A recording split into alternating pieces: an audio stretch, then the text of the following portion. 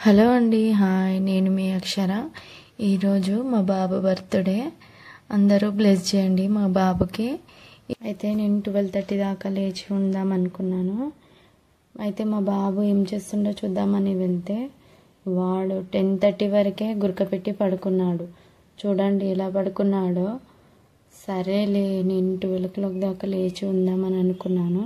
కానీ ట్విస్ట్ ఏంటంటే నేను 11:30 వరకే పడుకున్నాను. సరేలే, పొద్దుగాలైనా లేపి చెప్దాంలే అనుకున్నా. 5:30కి లేపి చెప్దామనేసరికి ఏంట్రా బాబు నన్ను ఇప్పుడు లేపిందిరా నాయన అనుకున్నాడు. హ్యాపీ బర్త్డే అనేసరికి థ్యాంక్ యూ మమ్మీ అని ఇక పడుకున్నాడు. సరేలే అని చేశాను. ఇది పోయినసారి చేసిన బర్త్డే, అది కేక్. మా పాప మా బాబుకు తినిపిస్తుంది. కానీ ఈసారి కేక్ చూడండి ఎంతుందో. 2 pieces తెచ్చాను. ఎందుకంటే మా ఇళ్ళల్లో మా తాతయ్య చనిపోయిండు, అందుకని బర్త్డేలు చేసుకోకూడదట.